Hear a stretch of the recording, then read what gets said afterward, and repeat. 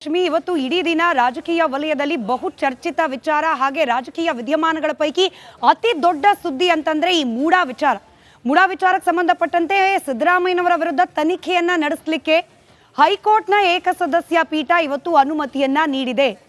ಅಲ್ಲಿಗೆ ಸಿದ್ದರಾಮಯ್ಯನವರು ತನಿಖೆಗೆ ಒಳಪಡಬೇಕು ಅನ್ನೋದು ಅನಿವಾರ್ಯ ಆಗಿದೆ. ಚಿಕ್ಕ ಕನ್ಫ್ಯೂಷನ್ ಇತ್ತು, ಪ್ರಾಸಿಕ್ಯೂಷನ್ ಏನು ತನಿಖೆ ಏನು. ಈಗಷ್ಟೇ ಪ್ರದೀಪ್ ಕುಮಾರ್ ಅವರು ಕೂಡ ಅದಕ್ಕೆ ಕ್ಲಾರಿಫಿಕೇಶನ್ ಕೊಟ್ಟಿದ್ದಾರೆ. 218 BNS ನಲ್ಲಿ ಅನುಮತಿ ಕೊಟ್ಟಿಲ್ಲ ಅಂದ ಮಾತ್ರಕ್ಕೆ ಸಿದ್ದರಾಮಯ್ಯನವರು ನಿರಾಳನ? ಖಂಡಿತ ಅಲ್ಲ. ತನಿಖೆಯನ್ನ ಎದುರಿಸಬೇಕಾದ ಅನಿವಾರ್ಯತೆ ಈಗಲೂ ಕೂಡ ಅಷ್ಟೇ ಗಟ್ಟಿಯಾಗಿ ಉಳಿದಿದೆ. ಈ ಹೈಕೋರ್ಟ್ನ ತೀರ್ಪು, ಇದಕ್ಕೆ ಸಂಬಂಧಪಟ್ಟಂತೆ ಆಗ್ತಿರುವ ರಾಜಕೀಯ ವಿದ್ಯಮಾನಗಳ ಬೆಳವಣಿಗೆ, ಇದರ ಕುರಿತಾದ ಒಂದು ಡೀಟೇಲ್ಡ್ ರಿಪೋರ್ಟ್ ಇದೆ, ಗಮನಿಸಿ. ನಂತರದಲ್ಲಿ ಇದೇ ವಿಚಾರಕ್ಕೆ ಸಂಬಂಧಪಟ್ಟಂತೆ ಮತ್ತಷ್ಟು ಆಯಾಮದ ವಿಚಾರಗಳನ್ನ ನಿಮ್ಮ ಮುಂದೆ ಇಡ್ತಾ ಹೋಗ್ತೀವಿ. ಮೊದಲನೇದಾಗಿ ಡೀಟೇಲ್ಡ್ ಆದ ವರದಿ ನಿಮ್ಮ ಮುಂದೆ.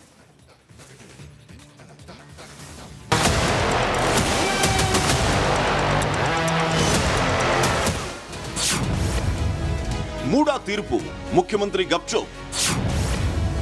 ಪ್ರತಿ ದಾಖಲೆ ತೆರೆದಿಟ್ಟಿದ್ದು ನಿಮ್ಮ ರಿಪಬ್ಲಿಕ್ ಕನ್ನಡ. ಸಿಎಂ ಸಿದ್ದರಾಮಯ್ಯಗೆ ಟೆನ್ಷನ್ ಕೊನೆಗೂ ಪ್ರೂವ್ ಆಗಿದೆ. ಮೂಡಾ ಹಗರಣದಲ್ಲಿ ರಾಜ್ಯಪಾಲರ ಆದೇಶವನ್ನು ಹೈಕೋರ್ಟ್ ಏಕಸದಸ್ಯ ಪೀಠ ಎತ್ತಿ ಹಿಡಿದಿದೆ. ಈ ಹೈಕೋರ್ಟ್ನ ತೀರ್ಪು ಮುಖ್ಯಮಂತ್ರಿಯನ್ನ ಪ್ರಾಸಿಕ್ಯೂಷನ್ ಪಂಜರಕ್ಕೆ ಸಿಲುಕಿಸಿದೆ.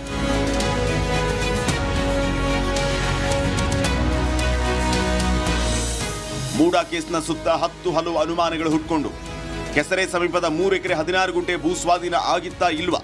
ಸಿಎಂ ಪತ್ನಿ ಪಾರ್ವತಿ ಸಿದ್ದರಾಮಯ್ಯ ಹೆಸರಿನಲ್ಲಿ ಭೂಮಿ ಸಿಕ್ಕಿದ್ದು ಹೇಗೆ? ರಾತ್ರೋರಾತ್ರಿ ಬೈರತಿ ಸುರೇಶ್ ಮೈಸೂರಿಗೆ ಹೋಗಿದ್ದು ಯಾಕೆ? ಹೆಲಿಕಾಪ್ಟರ್ ಅಲ್ಲಿ ತಂದ ದಾಖಲೆಗಳಲ್ಲಿ ಏನೆಲ್ಲ ಇತ್ತು? ವೈಟ್ನರ್ ಲೇಪಿತ ದಾಖಲೆಯ ಹಿಂದೆ ಯಾರ ಕೈವಾಡ ಇತ್ತು? ಇಂಥ ಅದೆಷ್ಟೋ ಪ್ರಶ್ನೆಗಳಿಗೆ ರಿಪಬ್ಲಿಕ್ ಕನ್ನಡ ಉತ್ತರ ಹುಡುಕುವ ಕೆಲಸ ಮಾಡಿತು. ಆಗಸ್ಟ್ 17ರಂದು ಪ್ರಾಸಿಕ್ಯೂಷನ್ ನೀಡಿ ಆದೇಶ. ರಾಜ್ಯಪಾಲರ ಆದೇಶ ಎತ್ತಿ ಹಿಡಿದ ಹೈಕೋರ್ಟ್. ಇನ್ನೊಂದು ಮಕ್ಕಳಲ್ಲಿ ರಾಜ್ಯಪಾಲರ ನಿಲುವನ್ನ ಪ್ರಶ್ನಿಸಿ ಮುಖ್ಯಮಂತ್ರಿ ಸಿದ್ದರಾಮಯ್ಯ ಹೈಕೋರ್ಟ್ ಮೊರೆ ಹೋದರು. ಆಗಸ್ಟ್ 19ರಂದು ತಕರಾರು ಅರ್ಜಿಯನ್ನ ಸಲ್ಲಿಸಿದ್ರು. ಅಲ್ಲಿಂದ ಸೆಪ್ಟೆಂಬರ್ 12ರವರೆಗೂ ಹೈಕೋರ್ಟ್ ಏಕಸದಸ್ಯ ಪೀಠದಲ್ಲಿ ವಾದ ಪ್ರತಿವಾದಗಳು ನಡೆದು ಇಷ್ಟೆಲ್ಲ ಬೆಳವಣಿಗೆ ನಂತರ ಮಂಗಳವಾರ ಹೈಕೋರ್ಟ್ ನ್ಯಾಯಮೂರ್ತಿ ನಾಗಪ್ರಸನ್ನ ಅವರ ಪೀಠ ರಾಜ್ಯಪಾಲರ ಆದೇಶವನ್ನ ಎತ್ತಿ ಹಿಡಿದಿದೆ. ಸರಿಯಲ್ಲ, ನಮ್ಮ ಪರವಾಗಿ ತೀರ್ಪು ಬರುತ್ತೆ ಅನ್ನೋ ನಂಬಿಕೆ ನಮಗಿದೆ. ಯಾಕೆಂತೇಳಿದ್ರೆ ಅದಕ್ಕೆ ನಾವೇನು ಆರೋಪ ಮಾಡಿದ ಪೂರಕವಾದ ಎಲ್ಲ ಸಾಕ್ಷ್ಯಗಳನ್ನು, ಮಾಹಿತಿಗಳನ್ನು ಮಾನ್ಯ ನ್ಯಾಯಾಲಯ ಗಮನಕ್ಕೆ ತಂದಿದ್ದೀವಿ. ಮಾನ್ಯ ನ್ಯಾಯಾಲಯವೆಲ್ಲ ಪರಿಗಣಿಸಿ ನಮ್ಮ ಪರವಾಗಿ, ಅಂದರೆ ನಮ್ಮ ಪರವಾಗಿಗಿಂತ ಮುಖ್ಯವಾಗಿ ಸತ್ಯದ ಪರವಾಗಿ ಒಂದು ತೀರ್ಪು ಕೊಡುತ್ತೆ ಅನ್ನೋ ನಂಬಿಕೆ ನಮಗಿದೆ.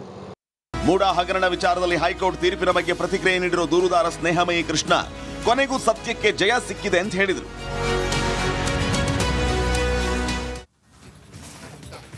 ಇವತ್ತು ಹೈಕೋರ್ಟ್ನ ಏಕಸದಸ್ಯ ಪೀಠ ಅಂದರೆ ನ್ಯಾಯಮೂರ್ತಿ ನಾಗಪ್ರಸನ್ನ ಅವರ ಪೀಠ ಕೊಟ್ಟ ತೀರ್ಪಿನ ಒಂದಷ್ಟು ಪ್ರಮುಖಾಂಶಗಳನ್ನು ಕ್ವಿಕ್ಕಾಗಿ ಗಮನಿಸ್ತಾ ಹೋಗೋಣ. ಅನೇಕ ಪ್ರಶ್ನೆಗಳು ಇದು ಸ್ವಲ್ಪ ಸಾಮಾನ್ಯ ಜನರಿಗೆ ಅರ್ಥ ಆಗೋದು ಕಷ್ಟ ಅನ್ನೋ ರೀತಿಯಲ್ಲೇ ಇತ್ತು. ಯಾಕಂತಂದರೆ ಇಲ್ಲಿ ಸಾಂವಿಧಾನಿಕ ಪ್ರಶ್ನೆಗಳನ್ನು ಗವರ್ನರ್ಗೆ ಯಾರೋ ಒಬ್ಬ ಖಾಸಗಿ ವ್ಯಕ್ತಿ ಹೋಗ್ಬಿಟ್ಟು ದೂರು ಕೊಡ್ಬೋದಾ, ಅದನ್ನು ಗವರ್ನರ್ ಒಪ್ಕೊಳ್ಬಹುದಾ, ಒಪ್ಕೊಂಡು ಅದಕ್ಕೆ ಅನುಮತಿ ಕೊಟ್ಬಿಡ್ಬೋದಾ? 17A ಭ್ರಷ್ಟಾಚಾರ ನಿಯಂತ್ರಣ ಕಾಯ್ದೆಯ 17A ಸೆಕ್ಷನ್ನ ಅಡಿಯಲ್ಲಿ ತನಿಖಾ ಸಂಸ್ಥೆಯ ವರದಿ ಇಲ್ಲದೇನೆ ರಾಜ್ಯಪಾಲರು ಅನುಮತಿಯನ್ನ ಕೊಡ್ಬೋದಾ? ಹೀಗೆ ಅನೇಕ ಸಾಂವಿಧಾನಿಕ ಹಾಗೆ ಕಾನೂನಾತ್ಮಕ ಪ್ರಶ್ನೆಗಳು ಕೋರ್ಟ್ನ ಹಿಯರಿಂಗ್ ಸಂದರ್ಭದಲ್ಲಿ ಚರ್ಚೆಗೆ ಒಳಪಟ್ಟಿದೆ. ಅದೆಲ್ಲವನ್ನ ಆಲಿಸಿರುವ ನ್ಯಾಯಾಲಯ ಇವತ್ತು ಕೊಟ್ಟಿರುವ ತೀರ್ಪಿನ ಪ್ರಮುಖಾಂಶ ಹೇಗಿದೆ ಅನ್ನೋದನ್ನ ಕ್ವಿಕ್ಕಾಗಿ ಗಮನಿಸ್ತಾ ಹೋಗೋಣ. ಪ್ರಾಸಿಕ್ಯೂಷನ್ ಅನುಮತಿಯನ್ನ ಪ್ರಶ್ನಿಸಿದ್ರು ಮುಖ್ಯಮಂತ್ರಿಗಳು. ಅಂದ್ರೆ ತನಿಖೆಗೆ ಏನು ರಾಜ್ಯಪಾಲರು ಅನುಮತಿಯನ್ನ ಕೊಟ್ಟಿದ್ರು, ಆ ನಡೆಯೇ ಸರಿ ಇಲ್ಲ ಅನ್ನೋದು ಮುಖ್ಯಮಂತ್ರಿಗಳ ವಾದ ಆಗಿತ್ತು. ಆದರೆ ಮುಖ್ಯಮಂತ್ರಿಗಳು ಎತ್ತಿದ್ದ ಎಲ್ಲ ಪ್ರಶ್ನೆಗಳನ್ನ ಕೂಡ ತಿರಸ್ಕರಿಸಿದೆ ನ್ಯಾಯಪೀಠ. ರಾಜ್ಯಪಾಲರ ನಡೆ, ದೂರುದಾರರ ಕ್ರಮ ಇದೆಲ್ಲವೂ ಕೂಡ ಸರಿಯಿಲ್ಲ ಅನ್ನೋ ಪ್ರಶ್ನೆಯನ್ನ ಏನು ಮುಖ್ಯಮಂತ್ರಿಗಳು ಪ್ರಸ್ತಾಪ ಮಾಡಿದ್ರು ತಮ್ಮ ಅರ್ಜಿಯ ಭಾಗವಾಗಿ, ಅದೆಲ್ಲವನ್ನ ಕೂಡ ತಿರಸ್ಕರಿಸಿದೆ ನ್ಯಾಯಪೀಠ. ರಾಜ್ಯಪಾಲರ ಕ್ರಮ ಸರಿಯಾಗಿದೆ. 17A ಅಡಿಯಲ್ಲಿ ತನಿಖೆಗೆ ಅನುಮತಿ ಕೊಟ್ಟಿರುವ ರಾಜ್ಯಪಾಲರ ನಡೆ ಸರಿಯಿಲ್ಲ ಅನ್ನೋದೇನೆ ಮುಖ್ಯಮಂತ್ರಿ ಪರ ವಕೀಲರಾದ ಅಭಿಷೇಕ್ ಮನು ಸಿಂಘ್ವಿ ಅವರ ವಾದದ ಬಹುಪಾಲು ಅದೇ ಆಗಿತ್ತು. ಈ 17A ಅಡಿಯಲ್ಲಿ ಅನುಮತಿ ನೀಡಿದ ಕ್ರಮವೇ ಸರಿಯಿಲ್ಲ ಅಂತ ಹೇಳಿ. ಆದರೆ ನ್ಯಾಯಪೀಠ 17A ಅಡಿಯಲ್ಲಿ ಅನುಮತಿ ಕೊಟ್ಟಿರೋದು ಸರಿಯಾದ ಕ್ರಮ ಆಗಿದೆ ಅನ್ನೋದನ್ನ ಎತ್ತಿ ಹಿಡಿದಿದೆ. ಆ ಮೂಲಕ ರಾಜ್ಯಪಾಲರ ನಡೆಯಲ್ಲಿ ಕಾನೂನಾತ್ಮಕವಾದ ಲೋಪದೋಷಗಳು ಇಲ್ಲ ಅಂತ ಹೇಳಿ ಸ್ಪಷ್ಟಪಡಿಸಿದೆ ಕೋರ್ಟ್. ಇದರ ಜೊತೆಗೆ ಕೇವಲ ಮುಖ್ಯಮಂತ್ರಿ ಸಿದ್ದರಾಮಯ್ಯನವರು ಮಾತ್ರವಲ್ಲ, ಅವರ ಕುಟುಂಬಸ್ಥರು ಕೂಡ ಮೂಡಾ ಅಕ್ರಮದಲ್ಲಿ ಭಾಗಿ ಆಗಿರುವ ಬಗ್ಗೆ ಅನುಮಾನಗಳಿದೆ. ಇದರ ಬಗ್ಗೆ ತನಿಖೆ ಆಗಬೇಕು ಅನ್ನೋದನ್ನ ಸ್ಪಷ್ಟಪಡಿಸಿದೆ ನ್ಯಾಯಪೀಠ. ಹಾಗೆ ಈ ಖಾಸಗಿ ದೂರುದಾರರು ಟಿ.ಜೆ. ಅಬ್ರಹಂ ಅವರಾಗಿರ್ಬೋದು, ಸ್ನೇಹಮಯಿ ಕೃಷ್ಣ ಅವರು ಆಗಿರ್ಬೋದು, ಪ್ರದೀಪ್ ಕುಮಾರ್ ಅವರಾಗಿರ್ಬೋದು, ಇವರು ತನಿಖಾ ಸಂಸ್ಥೆಗಳಲ್ಲ, ಪಬ್ಲಿಕ್ ಹೋಗ್ಬಿಟ್ಟು ರಾಜ್ಯಪಾಲರ ಬಳಿಯಲ್ಲಿ 17A ಅಲ್ಲಿ ಅನುಮತಿಯನ್ನು ಪಡ್ಕೊಳ್ಬಹುದಾ? ಕಾನೂನು ಹೇಳೋದು ತನಿಖಾ ಸಂಸ್ಥೆ ಅಥವಾ ಪೊಲೀಸ್ ಹೋಗಿ ಅನುಮತಿಯನ್ನು ಪಡಿಬೇಕು ಅಂತ ಹೇಳಿ. ಇದು ಹೆಂಗೆ ಖಾಸಗಿ ವ್ಯಕ್ತಿಗಳು ಹೋಗ್ಬಿಟ್ಟು ಅನುಮತಿ ಕೇಳಿದ್ರು ಅನ್ನೋ ಪ್ರಶ್ನೆ ಕೂಡ ವಾದದ ಭಾಗವಾಗಿ ಮಂಡಿಸಿದ್ರು ಅಭಿಷೇಕ್ ಮನು ಸಿಂಘ್ವಿ ಅವರು. ಕೋರ್ಟ್ ಹೇಳಿರೋದು ಖಾಸಗಿ ವ್ಯಕ್ತಿಗಳು ಕೂಡ ರಾಜ್ಯಪಾಲರ ಬಳಿಯಲ್ಲಿ ಹೋಗಿ 17A ಅಡಿಯಲ್ಲಿ ಜನಪ್ರತಿನಿಧಿಗಳ ವಿರುದ್ಧ ತನಿಖೆಗೆ ಅವಕಾಶವನ್ನ ಕೇಳಬಹುದು. ಇದನ್ನ ನ್ಯಾಯಾಲಯ ಎತ್ತಿ ಹಿಡಿದಿದೆ. ಇದರ ಜೊತೆಯಲ್ಲಿ ಸಂಪುಟ ಶಿಫಾರಸು, ಈ ದೂರು ಬಂದ ಸಂದರ್ಭದಲ್ಲಿ ರಾಜ್ಯಪಾಲರೇನು ಪ್ರಶ್ನೆ ಕೇಳಿದ್ರು ಸಂಪುಟ ಸಚಿವರುಗಳಿಗೆ, ನಿಮ್ಮ ಅಭಿಪ್ರಾಯ ಏನು ಈ ಬಗ್ಗೆ ಅಂತ ಹೇಳಿ. ಆಗ ಸಚಿವ ಸಂಪುಟ ತಿರಸ್ಕರಿಸ್ಬಿಡಿ ಈ ಅರ್ಜಿಯನ್ನ ಅನ್ನೋ ಸಜೆಷನ್ ಕೊಟ್ಟಿತ್ತು. ಇದನ್ನ ಒಪ್ಕೊಳ್ಳಿಲ್ಲ, ಇದಕ್ಕೆ ವಿರುದ್ಧವಾಗಿ ನಡ್ಕೊಂಡ್ರು ರಾಜ್ಯಪಾಲರು ಅನ್ನೋದು ಕಾಂಗ್ರೆಸ್ನ ವಾದ. ಹಾಗೆ ಮುಖ್ಯಮಂತ್ರಿಗಳ ಪರವಾಗಿ ವಾದವನ್ನು ಮಂಡಿಸಿದ ಅಭಿಷೇಕ್ ಮನು ಸಿಂಘ್ವಿ ಅವರ ವಾದ ಆಗಿತ್ತು. ಆದರೆ ಕೋರ್ಟ್ ಇವತ್ತು ತಿಳಿಸಿದೆ, ಸಚಿವ ಸಂಪುಟದ ಸಲಹೆಯನ್ನ ಪಡಿಬಹುದೇ ಹೊರತು ಅದನ್ನ ಪಾಲನೆ ಮಾಡಬೇಕು ಅನ್ನೋ ಕಂಪಲ್ಷನ್, ಕಡ್ಡಾಯ ರಾಜ್ಯಪಾಲರ ಮೇಲಿಲ್ಲ ಅನ್ನೋದನ್ನ ಮತ್ತೆ ಮತ್ತೆ ಸ್ಪಷ್ಟಪಡಿಸಿದೆ ಕೋರ್ಟ್. ಇದರ ಜೊತೆಗೆ ತಮ್ಮ ವಿವೇಚನೆಯನ್ನ ಬಳಸಿ ರಾಜ್ಯಪಾಲರು ನಿರ್ಧಾರವನ್ನ ಕೈಗೊಂಡಿದ್ದಾರೆ. ಹೀಗಾಗಿ ಈ ಕ್ರಮ ಸೂಕ್ತವಾಗಿದೆ.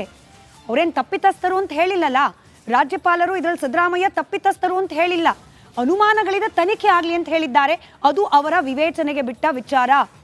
ಎಲ್ಲ ವಿಚಾರಗಳನ್ನ ಗಮನಿಸಿ ಅವರು ಇದರಲ್ಲಿ ಅನುಮಾನ ಇದೆ, ಹೀಗಾಗಿ ತನಿಖೆ ಆಗಬೇಕು ಅನ್ನೋದಕ್ಕೆ ಮಾತ್ರ ಅನುಮತಿಯನ್ನ ನೀಡಿದ್ದಾರೆ. ಹೀಗಾಗಿ ರಾಜ್ಯಪಾಲರ ಕ್ರಮ ಸರಿಯಾಗಿದೆ ಅನ್ನೋದನ್ನ ಕೋರ್ಟ್ ತಿಳಿಸಿದೆ. ಇದರ ಜೊತೆಗೆ ಮೂಡಾ ಸೈಟ್ ಹಗರಣದ ಬಗ್ಗೆ ಸೂಕ್ತ ತನಿಖೆ ಆಗಬೇಕು ಅನ್ನೋದನ್ನ ಕೂಡ ನ್ಯಾಯಾಲಯ ಪ್ರಸ್ತಾಪಿಸಿದೆ. ನ್ಯಾಯಪೀಠ ಆದೇಶದಲ್ಲಿ ಉಲ್ಲೇಖ ಮಾಡಿದೆ. ಹೀಗಾಗಿ 17A ಅಡಿಯಲ್ಲಿ ಪ್ರಿವೆನ್ಷನ್ ಆಫ್ ಕರಪ್ಷನ್ ಆಕ್ಟ್, ಭ್ರಷ್ಟಾಚಾರ ನಿಯಂತ್ರಣ ಕಾಯ್ದೆಯ ಸೆಕ್ಷನ್ 17A ಅಡಿಯಲ್ಲಿ ತನಿಖೆಯನ್ನ ಮುನ್ನಡೆಸ್ಕೊಂಡು ಹೋಗ್ಲಿಕ್ಕೆ ಗ್ರೀನ್ ಸಿಗ್ನಲ್ ಕೊಟ್ಟಿದೆ ನ್ಯಾಯಪೀಠ. ಇದನ್ನ ಪ್ರಶ್ನೆ ಮಾಡುವವರಿದ್ದಾರೆ ಮುಖ್ಯಮಂತ್ರಿಗಳು ವಿಭಾಗೀಯ ಪೀಠದಲ್ಲಿ. ಆದರೆ ಸದ್ಯಕ್ಕಂತೂ ತನಿಖೆಯ ಉರುಳು ಸಿದ್ದರಾಮಯ್ಯನವರ ಕೊರಳನ್ನ ಮತ್ತಷ್ಟು ಬಿಗಿಯಾಗಿ ಸುತ್ತಕೊಳ್ತಾ ಇದೆ. ಇನ್ನು ಕೋರ್ಟ್ನಿಂದ ಈ ತೀರ್ಪು ಹೊರಬಿದ್ದ ನಂತರದಲ್ಲಿ ಪೊಲಿಟಿಕಲ್ ರಿಯಾಕ್ಷನ್ಸ್, ರಾಜಕೀಯ ನಾಯಕರ ಹೇಳಿಕೆಗಳು ಕೂಡ ಒಂದಾದ ಮೇಲೊಂದು ಬರಲಿಕ್ಕೆ ಪ್ರಾರಂಭವಾಯಿತು. ಆಬ್ವಿಯಸ್ಲಿ ಕಾಂಗ್ರೆಸ್ನವರು ಇದು ಷಡ್ಯಂತರ, ರಾಜಕೀಯ ದ್ವೇಷ ಇತ್ಯಾದಿ ಹೇಳಿಕೆಯನ್ನ ನೀಡ್ತಾ ಸಿದ್ದರಾಮಯ್ಯನವರ ಪರವಾಗಿ ಡಿಫೆಂಡ್ ಮಾಡ್ಕೊಳ್ತಾ ಇದ್ರೆ, ಬಿಜೆಪಿಯವರು ನೇರವಾಗಿ ರಾಜೀನಾಮೆಗೆ ಆಗ್ರಹಿಸುತ್ತಿದ್ದಾರೆ. ರಾಜಕೀಯ ಮುಖಂಡರ ಹೇಳಿಕೆಗಳು, ಪ್ರತಿಕ್ರಿಯೆಗಳು ಈ ರೀತಿ. ಮೈಸೂರಿನ ಮೂಡಾ ಹಗರಣ ಸ್ವತಃ ಮುಖ್ಯಮಂತ್ರಿಗಳ ಕುಟುಂಬವೇ ಭಾಗಿಯಾಗಿರ್ತಕ್ಕಂಥ, ಫಲಾನುಭವಿಗಳಾಗಿರ್ತಕ್ಕಂಥ ಸ್ವತಃ ಮುಖ್ಯಮಂತ್ರಿಗಳ ಕುಟುಂಬನೇ ಫಲಾನುಭವಿಗಳು. ಇದರ ವಿರುದ್ಧನೂ ಕೂಡ ಭಾರತೀಯ ಜನತಾ ಪಾರ್ಟಿ ಹೋರಾಟವನ್ನು ನಾವು ಮಾಡಿದ್ವಿ. ತಮಗೆಲ್ಲ ನೆನಪಿರೋ ಹಾಗೆ ಬೆಂಗಳೂರಿನಿಂದ ಮೈಸೂರಿನವರೆಗೆ ಪಾದಯಾತ್ರೆಯನ್ನು ನಾವು ಹಮ್ಮಿಕೊಂಡಿದ್ವಿ. ಮೈಸೂರು ಚಲೋ, ಬಿಜೆಪಿ ಹಾಗೂ JDS ಪಕ್ಷಗಳು ಒಟ್ಟಾಗಿ ಭ್ರಷ್ಟ ಮುಖ್ಯಮಂತ್ರಿಗಳ ವಿರುದ್ಧ ನಾವು ಹೋರಾಟವನ್ನು ಮಾಡಿದ್ವಿ. ಯಶಸ್ವಿಯಾಗಿ ಪಾದಯಾತ್ರೆಯನ್ನು ಕೂಡ ನಾವು ಮಾಡಿದ್ವಿ. ರಾಜ್ಯದ ಮೂಲೆ ಮೂಲೆಗಳಿಂದ ಲಕ್ಷ ಸಂಖ್ಯೆಯಲ್ಲಿ ನಮ್ಮ ಕಾರ್ಯಕರ್ತರು ಕೂಡ ಈ ಹೋರಾಟದಲ್ಲಿ ಭಾಗವಹಿಸಿದರು. ತದನಂತರದಲ್ಲಿ ನಮ್ಮ ಈ ಹೋರಾಟದ ಪರಿಣಾಮವಾಗಿ ಗೌರವಾನ್ವಿತ ರಾಜ್ಯಪಾಲರ ಮುಂದೆ ಅನೇಕ ಖಾಸಗಿ ವ್ಯಕ್ತಿಗಳು ಸಹ ದೂರನ್ನು ನೀಡಿದರು. ನೋಡಿ, ಅದರ ಬಗ್ಗೆ ನಾನು ಸದ್ಯಕ್ಕೆ ಯಾವುದೇ ರೀತಿಯ ಪ್ರತಿಕ್ರಿಯೆ ಕೊಡಲಿಕ್ಕೆ ಹೋಗಲ್ಲ. ಕಾರಣ, ಯಾವುದೇ ರೀತಿಯ ಕಾನೂನಿನಲ್ಲಿ ಉಲ್ಲಂಘನೆ ಮಾಡಿ ನನ್ನಿಂದ ತೀರ್ಮಾನಗಳಾಗದೇ ಇದ್ದರೂ ನನ್ನನ್ನು ಆರೋಪಿ ಸ್ಥಾನದಲ್ಲಿ ನಿಲ್ಲಿಸ್ಕೊಂಡು ಏನೇನು ನಡೆಸ್ತಾ ಇದ್ದಾರೆ, ಅದೆಲ್ಲ ಮುಗಿಲಿ. ಮುಗಿದ ಮೇಲೆ ಎಲ್ಲ ಆಯ್ತು. ಪಾದಯಾತ್ರೆಗೆ ಹೋಗಿದ್ದೆ. ಪಾದಯಾತ್ರೆಗೆ ಹೋಗಿ ನಾನು ಜನಗಳನ್ನ ಎಚ್ಚರಿಸ್ತಕ್ಕಂಥ ಕೆಲಸ ಮಾಡಿದ್ದೆ. ಇವ್ರ ಬಗ್ಗೆ ನಾನೇನು ಚರ್ಚೆ ಮಾಡಿಲ್ಲ. ನಾನು ಅವತ್ತು ಒತ್ತಾಯ ಏನು ಮಾಡಿಲ್ಲ. ನಾನೇನು ಎಲ್ಲೋ ರಾಜೀನಾಮೆ ಯಾರ್ದು ಒತ್ತಾಯ ಮಾಡಿಲ್ಲ. ಇರೋ ಪರಿಸ್ಥಿತಿಗಳನ್ನು ಜನತೆಗೆ ಎಕ್ಸ್ಪ್ಲೈನ್ ಮಾಡಿದ್ದೀನಿ. ಜನ ತನ್ನ ತೀರ್ಮಾನ.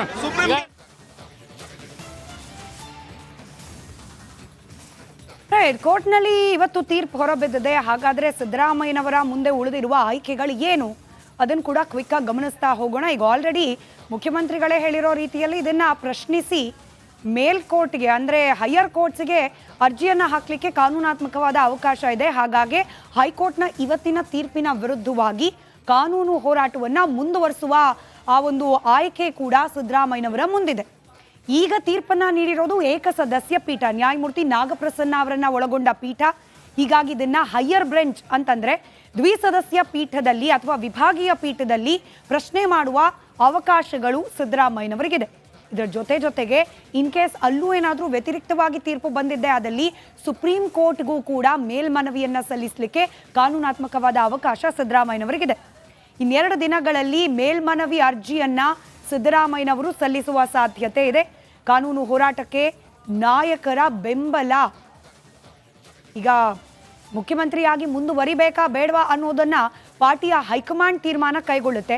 ಹೈಕಮಾಂಡ್ ತೀರ್ಮಾನ ಕೈಗೊಳ್ಳೋದು ಶಾಸಕರ ಬೆಂಬಲ ಹಾಗೆ ಪಕ್ಷದ ಒಳಗಡೆ ನಾಯಕರ ಬೆಂಬಲ ಎಷ್ಟರ ಮಟ್ಟಿಗೆ ಇದೆ ಅನ್ನೋದರ ಆಧಾರದ ಮೇಲೆ ಮುಖ್ಯಮಂತ್ರಿಗಳೇನೋ ಹೇಳಬಹುದು, ನನಗೆ ಕಾನೂನಾತ್ಮಕವಾಗಿ ಹೋರಾಟವನ್ನು ಮುನ್ನಡೆಸಲಿಕ್ಕೆ ಆಯ್ಕೆಗಳಿದೆ, ಹಾಗಾಗಿ ನಾನು ಈಗಲೇ ರಾಜೀನಾಮೆ ಕೊಡೋದಿಲ್ಲ ಅಂತ ಹೇಳಿ.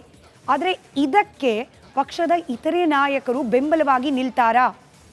ಕ್ಯಾಮ್ರಾ ಮುಂದೆ ಹೇಳ್ಬೋದು ಮುಖ್ಯಮಂತ್ರಿಗಳಾಗಿ ಸಿದ್ದರಾಮಯ್ಯನವರು ಮುಂದುವರಿತಾರೆ, ಅವ್ರು ರಾಜೀನಾಮೆ ಕೊಡುವ ಯಾವುದೇ ಪ್ರಸಂಗ ಇಲ್ಲ ಅಂತ ಹೇಳಿ ಆನ್ ಕ್ಯಾಮ್ರಾ ಹೇಳ್ಬೋದು. ಆದರೆ ಪಕ್ಷದ ಒಳಗೆ ನಡೆಯುವ ಚಟುವಟಿಕೆಗಳಿದೆಯಲ್ಲ ಅದು ಈ ಸಂದರ್ಭದಲ್ಲಿ ಬಹಳ ಮುಖ್ಯವಾಗುತ್ತೆ ಸಿದ್ದರಾಮಯ್ಯನವರ ಪಾಲಿಗೆ. ಹೀಗಾಗಿ ಮುಂದಿನ ಕಾನೂನಾತ್ಮಕ ಹೋರಾಟ ನಡೆಯೋವರೆಗೂ ಬೆಂಬಲವಾಗಿ ನಿಲ್ಲಿ ನನಗೆ ಅಂತ ಹೇಳಿ ತಮ್ಮದೇ ಪಕ್ಷದ ನಾಯಕರನ್ನ ಅವರ ಅಭಿಪ್ರಾಯವನ್ನ ಸಂಗ್ರಹಿಸುವ ಸಾಧ್ಯತೆ ಇದೆ ಸಿದ್ದರಾಮಯ್ಯನವರು. ತಮ್ಮ ಬೆನ್ನಿಗೆ ನಿಲ್ಲುವಂತೆ ಹೈಕಮಾಂಡ್ ನಾಯಕರಿಗೂ ಕೂಡ ಮನವರಿಕೆ ಮಾಡಿಕೊಳ್ಳೇಬೇಕಾದ ಅನಿವಾರ್ಯತೆಯಲ್ಲಿ ಸಿದ್ದರಾಮಯ್ಯನವರಿದ್ದಾರೆ. ಮತ್ತೊಂದು ಕಡೆ ರಾಜಕೀಯವಾಗಿ ಹೋರಾಟ ನಡೆಸೋದು ಕೂಡ ಸಿದ್ದರಾಮಯ್ಯನವರಿಗೆ ಅನಿವಾರ್ಯ, ಈಸಿ ಇಲ್ಲ. ಮುಖ್ಯಮಂತ್ರಿಯಾಗಿ ಮುಂದುವರಿಬೇಕು ಅನ್ನೋ ಇಚ್ಛಾಶಕ್ತಿ ಅವ್ರಿಗಿದ್ರೂ ಕೂಡ ಅದಕ್ಕೆ ಕಾನೂನಾತ್ಮಕವಾಗಿ ಎಲ್ಲ ರೀತಿಯ ಸಾಧ್ಯತೆಗಳು ಅವಕಾಶಗಳು ಇದ್ದರೂ ಕೂಡ ನೈತಿಕತೆ ಅನ್ನೋ ಪ್ರಶ್ನೆ ಬಂದಾಗ ಇದೇ ವಿಚಾರವನ್ನು ಮುಂದಿಟ್ಕೊಂಡು ವಿರೋಧ ಪಕ್ಷಗಳು ಇನ್ನು ಮುಂದೆ ಒತ್ತಡವನ್ನು ಮತ್ತಷ್ಟು ಹೆಚ್ಚು ಮಾಡುವ ಸಾಧ್ಯತೆ ಇದೆ. ಹೀಗಾಗಿಯೇ ರಾಜಕೀಯವಾದ ಹೋರಾಟವನ್ನು ಕೂಡ ಬಹಳ ಚಾಣಾಕ್ಷತನದಿಂದ ಮುಂದುವರಿಸಬೇಕಾಗುತ್ತೆ ಸಿದ್ದರಾಮಯ್ಯನವರು. ತಪ್ಪು ಮಾಡದೇ ಇದ್ರೂ ಕೂಡ ನಮ್ಮ ವಿರುದ್ಧ ಷಡ್ಯಂತರ ಅನ್ನೋದನ್ನ ಪದೇ ಪದೇ ಉಲ್ಲೇಖ ಮಾಡಬೇಕಾಗತ್ತೆ. ಈಗ ಆಲ್ರೆಡಿ ಮಾಡ್ತಿದ್ದಾರೆ ಸಿದ್ದರಾಮಯ್ಯನವರು. ಇನ್ನು ಪಕ್ಕಾ ಪಾಲಿಟಿಕ್ಸ್ನಲ್ಲಿ ಮತ್ತಷ್ಟು ವಿಚಾರಗಳು ಇದೆ. ಮೂಡಾ ವಿಚಾರಕ್ಕೆ ಸಂಬಂಧಪಟ್ಟಂತೆ ಹೇಳೋದಿದೆ. ಈಗೊಂದು